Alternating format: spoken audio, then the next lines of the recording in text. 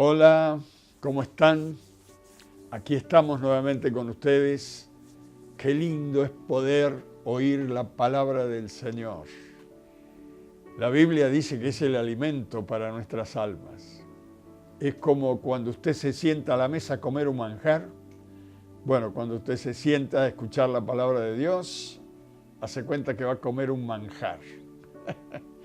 Porque la palabra de Dios aún dice que al oírla, dice la Biblia, es medicina para nuestro cuerpo. Fíjese, no solamente es alimento para nuestra alma, sino que también transmite salud a nuestro cuerpo. Qué importante es oír la palabra del Señor.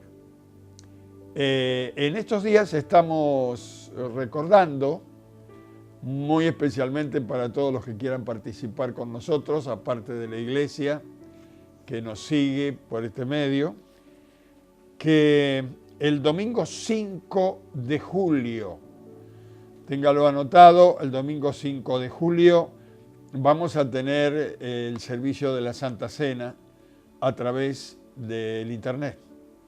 Ya que no nos podemos juntar, lo haremos de esta manera.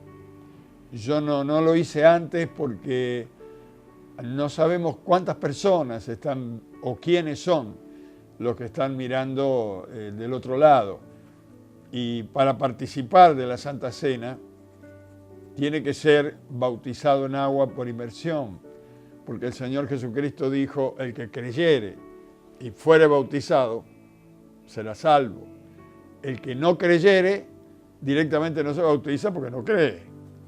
Entonces, todos los que creen y están bautizados en agua por inmersión pueden participar. Entonces, el primer domingo de julio, que es el día 5, domingo 5 de julio, tomaremos la Santa Cena. Tiene que tener en casa preparado un vasito, una copita con un poquito de cepita de uva, si es que la consigue, si no, cualquier otra cepita. ¿Qué vamos a hacer? A veces no se consigue la cepita de uva. Y un trocito de pan, y vamos a ministrar desde aquí y vamos a participar todos juntos. Les voy a dejar un deber para los que van a tomar la cena del Señor. Van a leer en sus casas 1 Corintios, capítulo 11, versículos desde el 23 hasta el 32. Repito, van a leer en sus casas, tienen tiempo hasta el 5 de julio. 1 Corintios, capítulo 11, versículo 23 hasta el 32. Léalo porque de allí vamos a traer la palabra el domingo 5 para explicar bien lo que es la Santa Cena y quiénes son los que participan. Muy bien, esto es solamente un recordatorio. Ahora vamos a la palabra del Señor. Hoy domingo cambiamos el tema. A ver, no sé cuántos nos están siguiendo, porque algunos dicen, pastor, a veces en el horario que ustedes transmiten yo no puedo verlo, lo veo después, pero me parece que algunos, ojo, hay que escuchar la palabra de Dios, tiene que comer de la palabra. Usted come todos los días para su cuerpo. Deje un día sin comer y va a ver cómo se siente débil. Bueno, con la palabra pasa lo mismo en el espíritu. Usted deja de comer y se empieza a debilitar en el espíritu.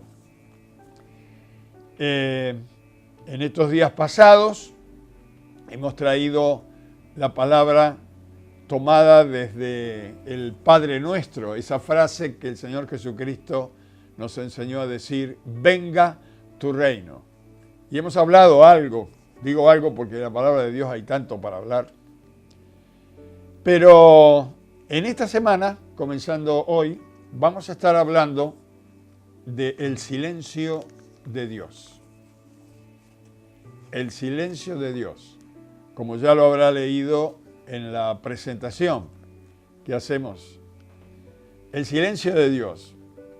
Vamos a hacer una pequeña introducción antes de llegar a este tema, pero ¿Alguna vez ha estado en un lugar donde había un silencio total? Piénselo. Es muy difícil que podamos experimentar un lugar donde haya un silencio total. Siempre hay algún ruido, siempre hay algún movimiento. En las grandes ciudades es imposible. Mire, las grandes ciudades no descansan nunca. Yo vivo en un departamento en el 9º piso y hay un poquito más de silencio entre las 2 de la mañana y las 4, cuando pareciera que por algunos ratitos hay un silencio, pero la ciudad no descansa nunca. Si no es un avión que pasa, es un barco que toca la bocina, es el tren que pasa por allí, la autopista que no deja de parar, la sirena de los bomberos, la policía que pasó con la sirena. Siempre hay algún ruido en las grandes ciudades. Pero si usted está en el campo, yo nací en un pueblo y pasé mucho tiempo en el campo, estaba bien cerca del campo. Cuando usted está en un campo, en medio de un campo, en un silencio parece tan lindo, mirando el cielo y la cantidad de estrellas que solamente en el campo las puede ver, siempre va a escuchar algún ruidito. Si no son los grillos, cric, cric, cric, en la noche, que como hay tanto silencio se escucha todo, cualquier ruidito, el viento, y si hay algunos árboles como pinos cerca, va a oír el silbido del viento cuando pegan los árboles. Algún ave nocturna, increíble, en el campo. Hay una superstición que dice cuando canta la lechuza, algo malo. Pobre bicho, pasó por ahí, se mandó un grito a la lechuza y ya todos están pensando que algo malo va a pasar. Pero hay un pajarito muy bonito, que canta muy bonito, y canta a la noche. En Salta le llaman el chalchalero, aquí se le llama el zorzal, y canta pero hermoso, hermoso, y muy de madrugada se pone a cantar, y si ya las otras aves estaban anunciando la venida del nuevo día, cuando el zorzal canta, todos se callan. No sé, ahí hay un misterio, o hay un respeto, o a las demás aves se enamoraron del canto del zorzal. Pero siempre hay un sonido de algo. Si usted va a la orilla del mar, siempre va a oír el ruidito del mar. Ese ruido tan lindo. Nunca va a haber un silencio total. Donde estemos. Ahora, nosotros vivimos en un mundo que está continuamente en movimiento. Tuvimos acá en nuestra iglesia un profesor que decía que vivimos en un mundo que todo tiene música. La lluvia al caer tiene música, un tono de música. Las bocinas tienen un tono de música. El viento tiene un tono de música. Vivimos en un mundo que todo tiene música, ¿no? Y donde hay ruido. Ahora, hay personas que les encanta la soledad. Muy especialmente las personas que son pensadores, que les gusta pensar y que buscan la quietud, el silencio, buscan donde hay poco ruido. Y los pastores que me ven por este medio saben que nosotros buscamos, pero con anhelo buscamos a veces estar solos para poder orar con el Señor y que nos hable, para traer una palabra fresca para su pueblo. Hay otros que no pueden vivir sin ruido, es al revés. No, necesitan la gente, necesitan el ruido. Cuando uno se acostumbra a moverse en las grandes ciudades y de pronto se va al campo, extraña el ruido, porque está acostumbrado al ruido. Pero también es al revés. El que está en el campo y el que está acostumbrado a esa tranquilidad, a los pajaritos que cantan, y viene a la gran ciudad, se quiere volver al otro día, porque el ruido le molesta. Pero tenemos de todas. Tenemos gente que le encanta el ruido y gente que le gusta menos el ruido. También tenemos gente que habla muy poco, escucha mucho, y otros que no sabemos cómo pararlos. Cuando comienzan a hablar, no sabemos cómo pararlos. Ahora mire, la palabra silencio en el diccionario, escuche bien, es sencillo lo que dice, pero a veces no prestamos atención. El silencio es la ausencia total del sonido. También significa abstención de hablar. Vio cuando usted va a un hospital y hay una imagen con una mujer que está así, como diciendo, no hagas ruido, aquí hay enfermitos, necesitan que no haya mucho ruido. Entonces, significa también la abstención de hablar. Aunque en muchos de los casos que no hay sonidos, algunos están preocupados porque les parece que algo raro está por pasar, ¿no? Hay algunas personas que pasan horas sin hablar y están juntos. Usted me está escuchando y dice, no, pero ¿quién, pastor? Los novios, por ejemplo. Ve a un par de novios en una plaza que están tomados de la mano, que se miran y no hablan. Y por ahí sonríen y se siguen mirando y pasan tanto tiempo en silencio. Parece que no necesitan hablar. Yo sé que esto le causa gracia, pero el silencio, hermanos, nos hace bien. Pero muy especialmente la Biblia nos enseña a guardar silencio cuando vamos a la presencia de Dios. Y acá vamos a ir entrando un poquito de lo que les quiero hablar. Todavía estamos hablando del silencio nuestro, ¿no? Dijimos que la palabra de Dios nos enseña que cuando venimos a la presencia de Dios, cuando venimos porque queremos orar y estar con Él, tenemos que guardar silencio. Si usted tiene la Biblia ahí, ojalá la tenga, si no, tiene que tener un lápiz y un papel. Dice en el Salmo 37, 7. Salmo 37, 7. Guarda silencio ante Jehová, espera en Él. Y ahí hace un punto y el salmista parece como que cambiara de tema, porque dice no te alteres por la prosperidad de los malos, bla, bla, bla, bla. Pero comienza diciendo este versículo 7, guarda silencio delante de Dios, espera en Él. Y en Eclesiastés, que está ahí cerquita de los Salmos, Eclesiastés, capítulo 5, versículo 2, dice así, no te des prisa con tu boca, ni tu corazón se apresure a proferir palabra delante de Dios, porque Dios está en el cielo y tú sobre la tierra. Por tanto, sean pocas tus palabras. Es una escuela esto. Dice que tenemos que estar en silencio delante de Dios. Qué difícil para las personas, para nosotros, estar en silencio delante de Dios. Cuando venimos a Dios, mire, yo tuve un anciano pastor cuando me convertí, que él hacía un ejemplo. Dice que cuando nosotros vamos a orar, vienen dos angelitos, cada uno con una bolsa. Dice, el que viene a buscar las peticiones no da abasto. Se le llena la bolsa y se le repleta la bolsa, se le desborda la bolsa de tantas que estamos darle que pedir.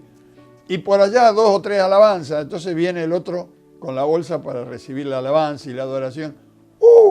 Este sube pero rapidísimo para arriba. El otro que tiene las peticiones y que nos pasamos hablando, ese tarda más porque va cargado. Como queriendo decir que pasamos más tiempo pidiendo que adorando y estando en silencio delante de Dios. Es muy difícil.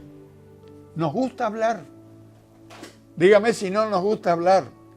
Bueno, somos seres creados y comunicativos, pero nos gusta hablar y también nos gusta que nos escuchen. Porque una cosa es que usted esté hablando y la otra persona no le esté escuchando, ¿verdad? Mire, los psicólogos dicen que a nosotros nos hace mucho bien sacar a veces las cargas, las dificultades, los sentimientos, los pensamientos, esas luchas que tenemos internas. Dice que nos hace bien ponerlo en palabras y que alguien nos escuche. Por eso las personas van al psicólogo y el psicólogo se sienta y lo hace hablar para que usted descargue todo lo que tiene adentro. Ahora, ¿sabe lo que es escuchar a una persona después de una hora y que usted no haya emitido palabra y la otra persona le habla? Y cuando termina de hablar después de una hora dice, qué bien me hizo hablar con usted. Y usted no habló nada, lo único que hizo es escuchar. Lo que habría que preguntar es cómo queda el que oye. Porque si el que oye está prestando mucha atención y se carga con todo lo que le está dando la otra persona, bueno, va a quedar peor el que oye que el que habla, ¿no? Ahora, con respecto a Dios, hermanos, es mejor para nosotros oírlo a Él que nosotros lo oigamos o que Él nos oiga a nosotros. Perdón. Es más importante que nosotros lo oigamos a Él y no que Él nos tenga que oír a nosotros. ¿No le parece? Las palabras nuestras, los pensamientos nuestros, no quiero pensar, lo deben hacer sufrir al Señor. Porque a veces expresamos cada cosa fuera de tema de lo que Dios nos quiere hablar, de lo que Dios nos quiere dar. ¿Usted se acuerda aquella no anécdota, sino aquel evento que la Biblia lo cuenta en San Mateo capítulo 17, versículo 5, cuando Jacobo, Juan y Pedro subieron al monte de la transfiguración con el Señor, subieron a orar, porque Él le dijo, vamos conmigo, vengan conmigo, y cuando estaban allá arriba de la montaña, el Espíritu Santo comenzó a obrar en el Señor Jesús y la gloria que estaba dentro del cuerpo de Jesús salió para afuera, se transformó, empezó a brillar, apareció Moisés y Elías hablando con él. ¿Se acuerda de ese pasaje? Mire, un versículo solo, San Mateo 17:5. ¿Por qué busqué este versículo? Porque cuando Pedro y los demás ven esto, comienzan a decir, Señor, qué bueno es para nosotros, dice Pedro, que estemos aquí, quedémonos aquí, hagamos 3 casas. Eso no era lo que quería Dios que ellos pudieran escuchar. Por eso en el versículo 5, desde una nube de gloria aparece el Padre del Señor Jesucristo y le habla a Pedro. ¿Y qué le dice? Este es mi Hijo amado, en quien tengo complacencia. A él oíd. San Mateo 17:5. Como diciendo, Pedro, oigan a mi hijo, no queremos oírte a vos. Vos necesitas oír a mi hijo. Qué bien nos hace cuando Dios nos habla. Qué bien nos hace cuando podemos oír la palabra de Dios. Qué bien nos hace cuando estamos en una gran indecisión y Dios nos trae una palabra de dirección. Qué bien nos hace oír la palabra de nuestro Padre cuando nos habla y nos dice que nos ama. Pero el problema, hermanos, es cuando Dios hace silencio. Y este es nuestro tema en estos días. El silencio de Dios. En el pasado, estoy hablando en el pasado bíblico y histórico, ¿no? En el pasado, la Biblia nos enseña que en muchísimas ocasiones nuestro Dios hizo silencio o guardó silencio. Algunos más prolongados que otros. Cuando Dios hace silencio y hay seres humanos creyentes como nosotros en este momento y Él hace silencio, no sabemos qué hacer.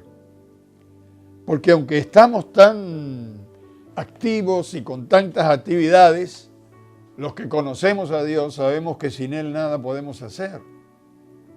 cuando de pronto no podemos percibir su presencia, no podemos oír su voz. Esto es terrible y los pastores lo saben muy bien a lo que yo estoy diciendo. En el Antiguo Testamento, al final y al comienzo del Nuevo Testamento, es decir, el último libro del Antiguo Testamento es el libro de Malaquías. Y el primer libro del Nuevo Testamento es San Mateo. Desde Malaquías a San Mateo, la Biblia nos enseña que Dios hizo 400 años de silencio. ¿Sabe lo que es eso? Si las generaciones vivían 100 años, son 4 generaciones.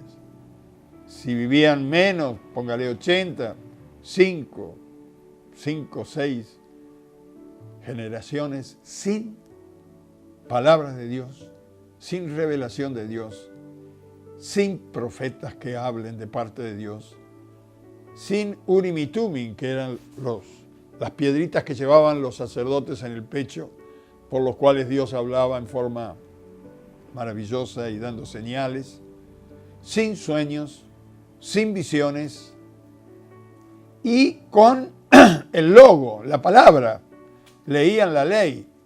Para que usted se dé cuenta, cuando usted lee y empieza a leer el Evangelio de San Mateo y ve lo que pasaba, la situación en que estaba la iglesia estaba llena de comercio.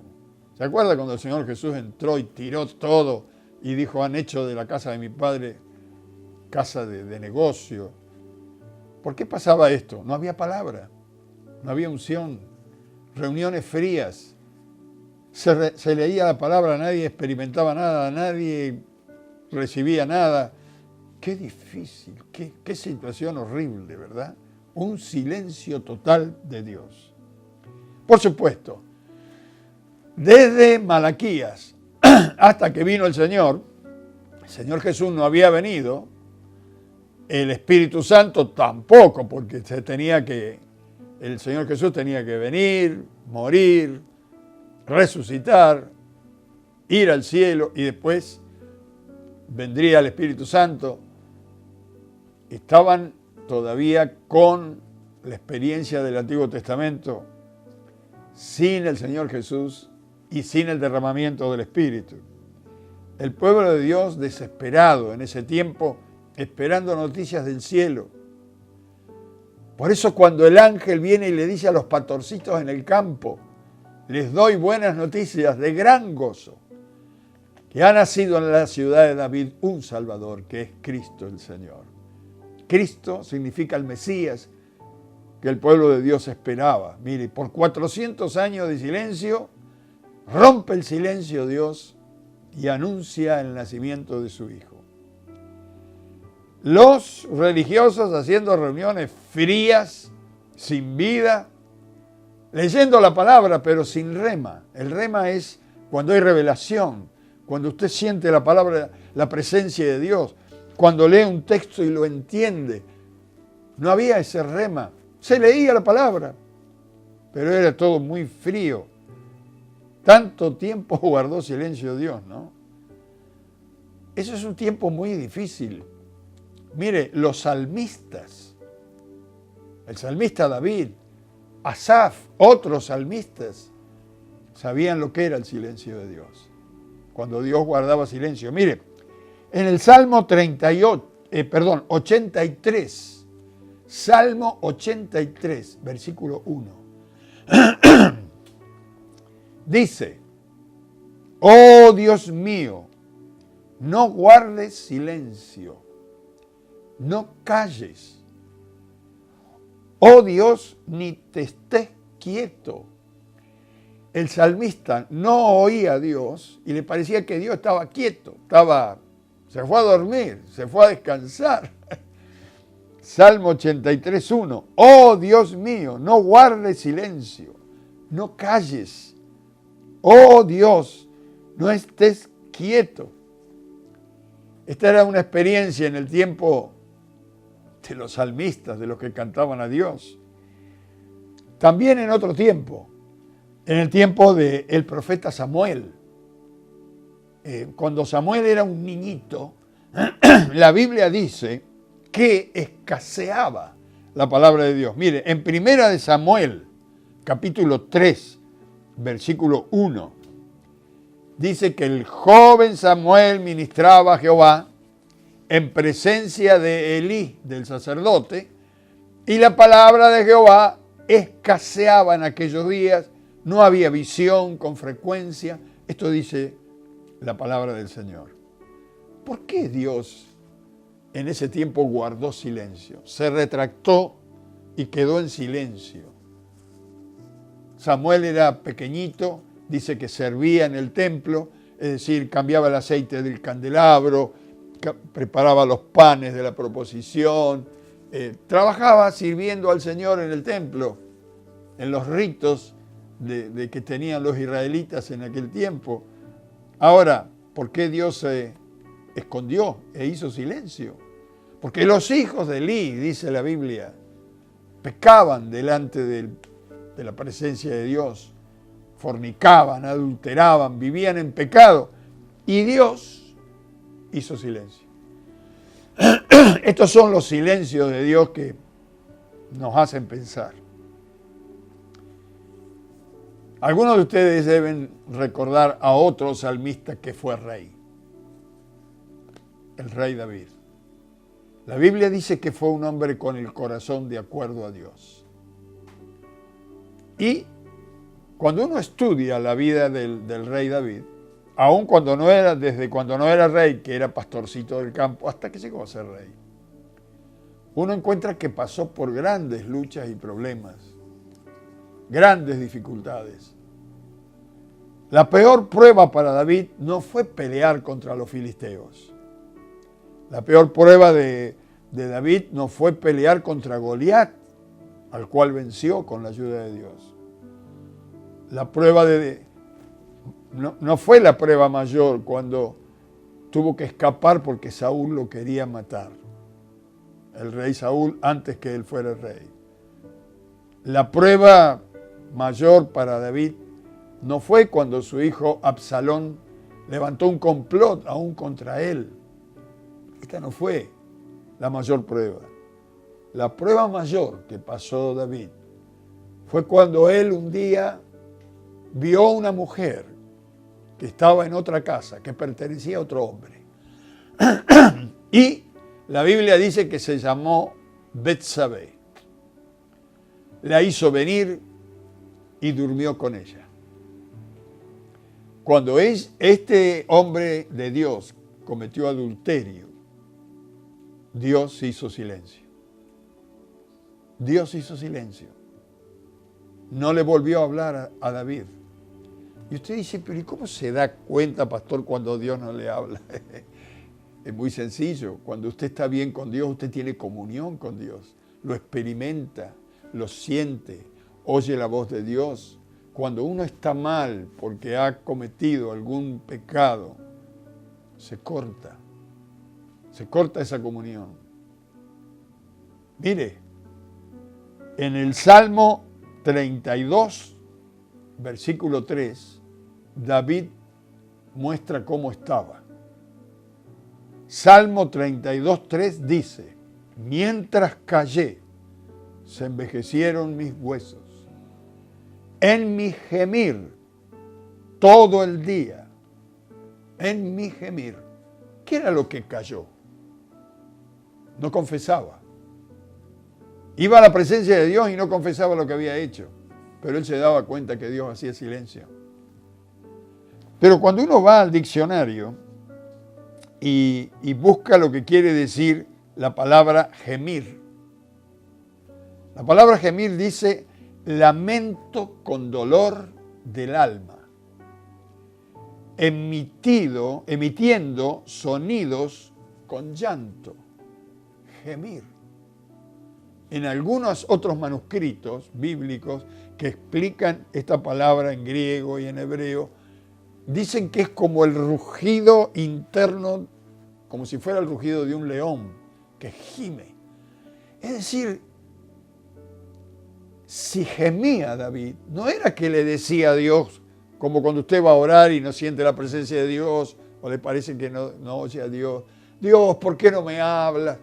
Gemía, gritaba.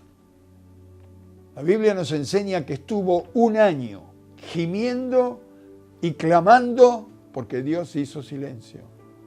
¿Sabe lo que es un año? Diciendo, Señor, ¿por qué no me hablas? Llorando, gimiendo, hasta que confesó su pecado. Cuando confiesa su pecado, en el versículo 8 del mismo Salmo, Salmo 32, habíamos leído el versículo 3, ahora leemos el versículo 8. Ahí en el versículo 8 Dios rompe el silencio y dice, te haré entender, te enseñaré el camino que debes andar, sobre ti fijaré mis ojos. Un año de silencio. Dios estaba dolido porque su siervo, su hijo, había cometido un pecado, se acostó con la mujer de otro hombre. Eso no estaba dentro de los planes y las directivas del reino de Dios y menos del rey. Por eso a continuación de este versículo él dice, no seas como el caballo y como el mulo, que hay que ponerle un freno para más. ¿Por qué? Porque estaba diciendo, no te dejas guiar y esto te pasa porque no me dejas que guíe tu vida. Pero ya que te has confesado, te haré entender a partir de ahora. Te enseñaré el camino que debes andar. Sobre ti fijaré mis ojos. Esta palabra puede ser para usted. ¿La quiere oír de nuevo? Te haré entender. Señor, no entiendo lo que me está pasando, te haré entender. Te enseñaré el camino por donde debes andar. No sé cómo seguir, yo te lo voy a hacer entender, te lo voy a enseñar. Y mis ojos van a estar sobre ti, observándote, atento.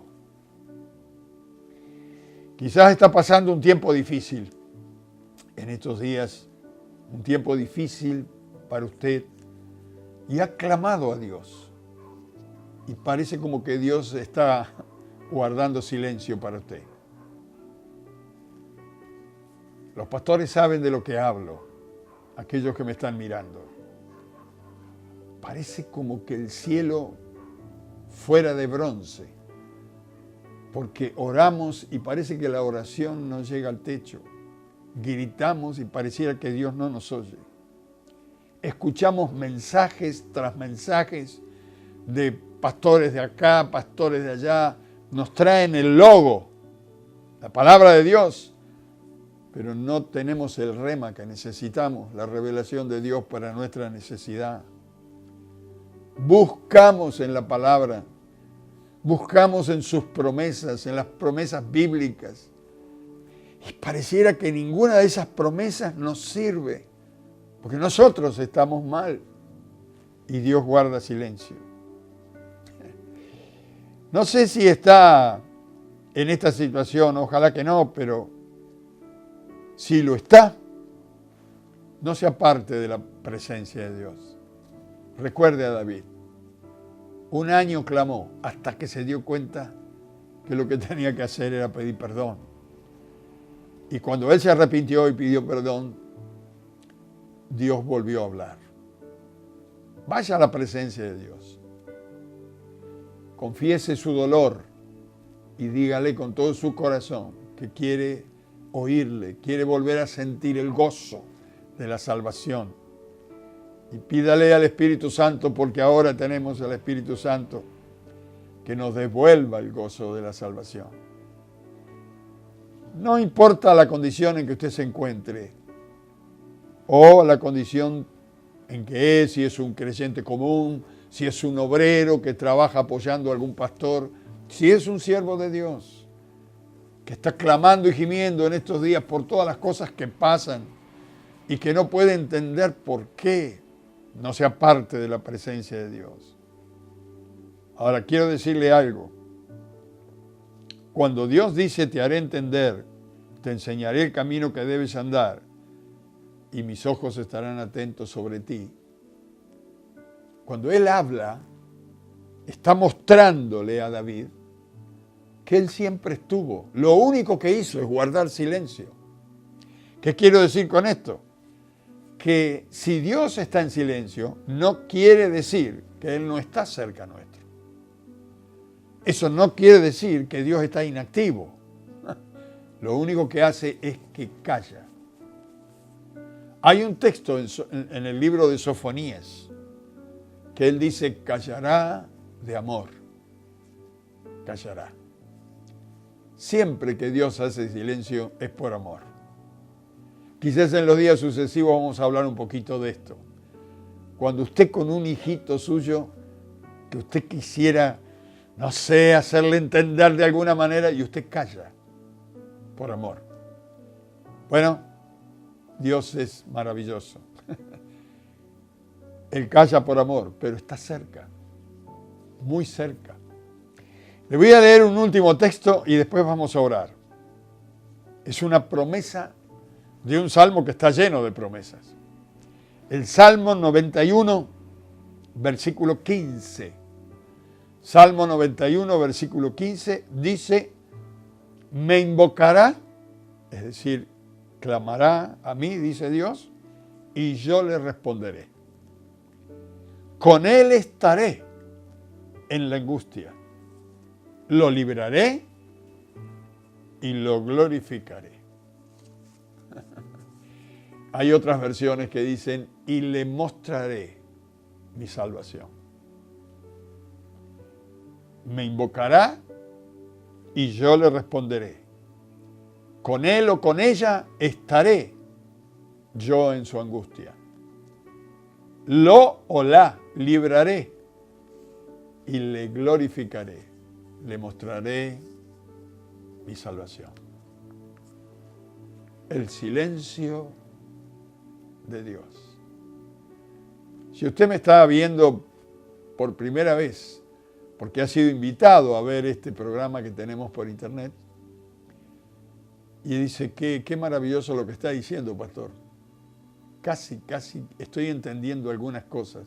Bueno, recuerde que nosotros estamos los domingos a las 11 de la mañana, los martes a las 9 de la noche y los jueves a las 9 de la noche. Dios le va a hablar como le ha hablado en esta mañana. Pero si usted quiere recibir a Cristo como su Salvador personal y experimentar la voz y la presencia de Dios, la única forma es recibir a Jesús y entrar en el reino de Dios. Si lo desea de corazón, yo quiero guiarles en una oración. Ore conmigo. Padre, en el nombre de Jesús, quiero pedirte que tú perdones mis pecados, mis errores, mi ignorancia. Perdóname, Señor. Hoy quiero recibir a Jesús, tu Hijo, como mi Salvador. Entiendo que Él murió por mí. Yo tendría que haber muerto en esa cruz y haber pasado esa experiencia, pero Él murió por mí para que yo no lo pase. Hoy acepto este sacrificio y lo recibo a Él como mi Salvador y mi Señor. Tu Padre eterno, recíbeme en tu reino. Te lo pido en el nombre de tu Hijo Jesucristo y te doy gracias. Amén y amén. El Señor dice, el que a mí viene, no le echo fuera, sino que tendrá la luz de la vida. Cuando termine ahora el programa se va a un lugar a solitas, buscar el silencio hace bien. Tenga una Biblia, compre una Biblia, lea la palabra, ore a Dios y Dios que está en el secreto lo va a recompensar en público y va a experimentar la voz de Dios. Se lo aseguro, como la misma Biblia que estoy leyendo. ¿Es la verdad? Lo que le digo es la verdad. Y para todos los hermanos que nos están mirando, todos los creyentes, todos los pastores, Tal vez justo en este tiempo usted está experimentando un silencio de Dios. ¿Por qué Dios guarda silencio? Tenga presente que cuando Dios guarda silencio es por amor. Y es porque algo tremendo está por venir. Si usted se conecta el martes, yo le voy a mostrar cómo después de un gran silencio de Dios viene un gran avivamiento. Ocurren cosas maravillosas. Permítame orar por usted. Padre, en el nombre de Jesús, oro por todos tus hijos en esta mañana, que tú los bendigas, los guardes allí donde están, Señor. Y abre su entendimiento, su espíritu, su alma, el oído de sus espíritus, que ellos puedan entender, oír y entender que tú eres bueno, maravillosamente grande, y que si en algunos momentos tú guardas silencio, es porque estás esperando que nosotros también aguardemos la respuesta tuya. Señor, los bendigo y los fortalezco en el nombre de Jesús. Amén y amén.